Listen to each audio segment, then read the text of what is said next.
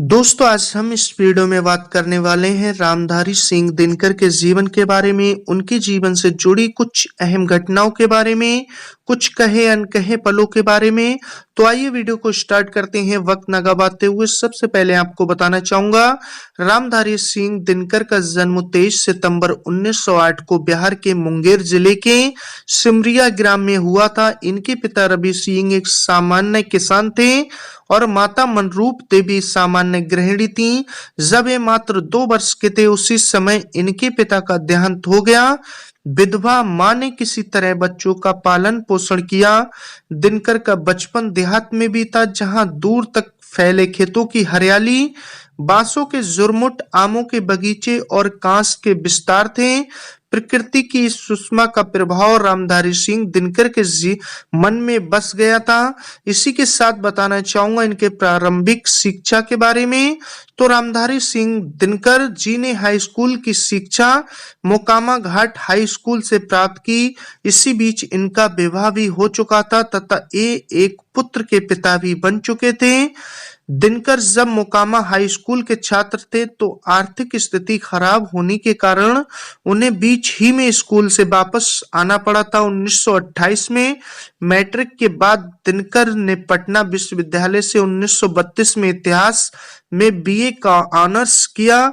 इसके बाद बताना चाहूंगा, सरकार के हिंदी सलाहकार भी रहे रामधारी सिंह दिनकर। पटना विश्वविद्यालय से बीए ऑनर्स करने के बाद अगले ही वर्ष एक स्कूल में प्रधानाध्यापक नियुक्त हुए, पर 1934 में बिहार सरकार के अधीन होने इन्होंने सब रजिस्ट्रार का पद स्वीकार कर लिया। आगे चलकर भागलपुर विश्वविद्यालय में उप कुलपति का कार्यभार भी संभाला। बाद में भारत सरकार के हिंदी सलाहकार के रूप में भी कार्य किया। उन्होंने संस्कृत, बांग्ला, अंग्रेजी और उर्दू का गहन अध्ययन किया। दिनकर ज्यादातर इकबाल, रविंद्रनाथ टैगोर, किट्स और मिल्टन के कार्यों से काफी प्रभावित हुए थे। भारतीय आजादी अभियान के समय में रामधारी सिंह दिनकर की कविताओं ने देश के युवाओं को काफी प्रभावित किया था। बात करेंगे इनके कार्य के बारे में। तो रामधारी सिंह दिनकर एक ओजस्वी राष्ट्रभक्ति से ओतप्रोत कवि के रूप में जाने जाते थे। दिनकर स्वतंत्रता पूर्व एक विद्रोही कवि के रूप में स्थापित हुए और स्वतंत्रता के बाद राष्ट्र कवि के नाम से जाने गए। भारतीय स्वतंत्रता अभियान के समय में इन्होंने अपनी कविताओं से ही जंग छेड़ दी थी। रामधारी सिंह दिनकर देशभक्ति पर कविताएं लिखकर लोगों को देश के प्रति जागरूक करते थे। इनकी कविताओं में छायावादी युग का प्रभाव होने के कारण श्रृंगार के भी प्रमाण मिलते हैं। आइए बात करेंगे इनके अमर काव्यों के रचयिता के बारे में। तो दिनकर के प्रथम 3 काव्य संग्रह हैं रेणुका 1935 ईस्वी में हुआ और हुंकार 1938 ईस्वी में और रसवंती 1939 ईस्वी में। इन काव्य संग्रहों के अतिरिक्त दिनकर ने अनेक प्रबंध काव्यों की रचना भी की, जिनमें कुरुक्षेत्र 1946 ईस्वी में, रसमिर्थी 1952 ईस्वी तथा उर्वशी 1961 ईस्वी प्रमुख है। कुरुक्षेत्र में महाभारत के शांति पर्व के मूल कथानक का ढांचा लेकर दिनकर ने युद्ध और शांति के गंभीर और महत्वपूर्ण विषय पर अपने विचार भीष्म और युधिष्ठिर के संलाप के रूप में प्रस्तुत किए हैं। दिनकर के काव्य में विचार तत्व इस तरह उभर कर सामने पहले कभी नहीं आए थे। कुरुक्षेत्र में उन्होंने स्वीकार किया कि निश्चित ही विनाशकारी था, लेकिन आजादी की रक्षा करने के लिए वह बहुत जरूरी था। विभिन्न लेखों के विचार इनके प्रति क्या थे, तो मैं आपको बताना चाहूंगा। हजारी प्रसाद द्विवेदी ने लिखा था कि दिनकर जी उन लोगों के बीच काफी प्रसिद्ध थे जिनकी मातृभाषा हिंदी नहीं थी और अपनी मातृभाषा वालों के लिए वे प्यार का प्रतीक थे। वहीं बात करेंगे हरिवंश राय बच्चन जी के क्या राय थी, तो इनके अनुसार वे भारतीय ज्ञानपीठ अवार्ड के हकदार थे।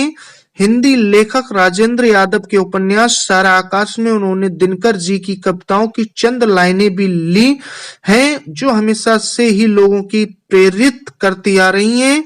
वहीं बात करूंगा आपातकालीन के समय में जयप्रकाश नारायण ने रामलीला मैदान पर 1 लाख लोगों को जमा करने के लिए रामधारी सिंह दिनकर जी की प्रसिद्ध कविता भी सुनाई थी, सिंहासन खाली करो कि जनता आती है। वहीं बात करूंगा इनके अवार्ड और सम्मान के बारे में। तो कविताओं के साथ साथ दिनकर जी ने सामाजिक और राजनैतिक मुद्दों पर भी अपनी कविताएं लिखी हैं, जिनमें उन्होंने कुछ मुख्य रूप से सामाजिक आर्थिक भेदभाव को मुख्य निशाना बनाया है। उन्हें काशी नागरी प्रचारणी सभा उत्तर प्रदेश सरकार और भारत सरकार की तरफ से महाकाव्य कविता कुरुक्षेत्र के लिए बहुत से अवार्ड मिल चुके हैं। संस्कृति के 4 अध्याय के लिए उन्हें 1959 में साहित्य अकादमिक अवार्ड मिला। भारत सरकार ने उन्हें 1959 में पद्म विभूषण से सम्मानित किया। भागलपुर यूनिवर्सिटी ने उन्हें LLD की डिग्री से सम्मानित किया था। राजस्थान विद्यापीठ उदयपुर की तरफ से 8 नवंबर 1968 को उन्हें साहित्य चौदमनी का सम्मान दिया गया। वहीं उर्वशी के लिए उन्हें 1972 में ज्ञानपीठ अवार्ड देकर सम्मानित किया गया। इसके बाद 1952 में वे राज्यसभा के नियुक्त सदस्य बने। दिनकर के चहेतों की यही इच्छा है कि रामधारी सिंह दिनकर जी राष्ट्र कवि अवार्ड के हकदार हैं।